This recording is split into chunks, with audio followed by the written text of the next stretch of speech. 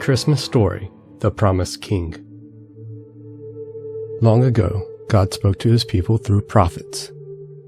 These prophets told the children of Israel that a king would come and he would rule forever on David's throne.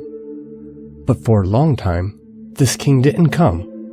The Israelites waited and waited, and yet the king never came. In fact, they had kings from other countries rule over them, and these kings were not always the nicest. A lot of times they were selfish and cruel kings, and the children of Israel suffered more and more. It was during the reign of one of these other kings that a young lady named Mary was minding her own business when suddenly an angel appeared to her. She froze in terror. She had never seen an angel before. Then the angel said, "Mary, don't be afraid. I bring good news to you. God is going to keep his promise. He is sending his son, and he is going to be born to you, and his name is going to be Jesus, and he's going to be the King and Savior of the world."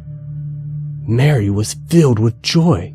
She was waiting all of her life to see this promise fulfilled. And now God chose her. Of all the people, God chose her. Just as the angel had said, Mary became pregnant and married her fiancé, Joseph.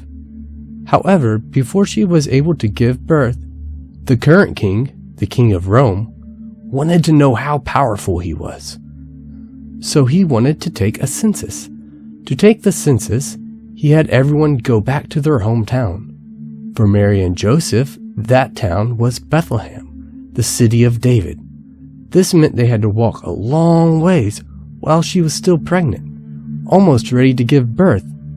So they walked and walked and walked, until they finally made it to the city of Bethlehem. There they went to the nearest inn, knocked on the door, and the innkeeper opened and said, "I'm sorry, there's no room here."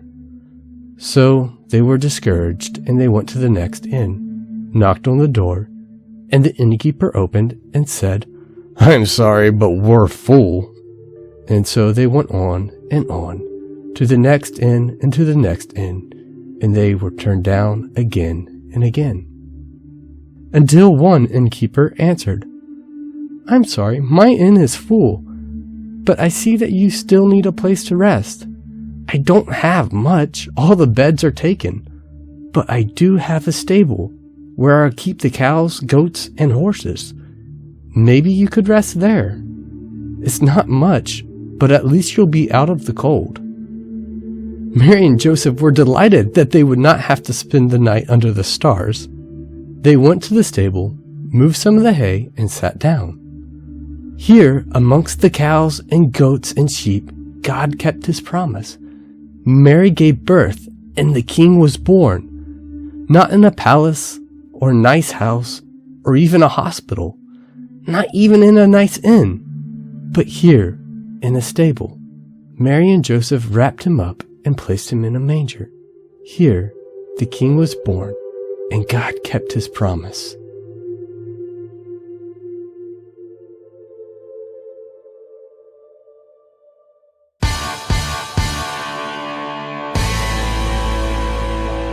Thank you for watching. Consider liking, subscribing, or sharing this video with a friend.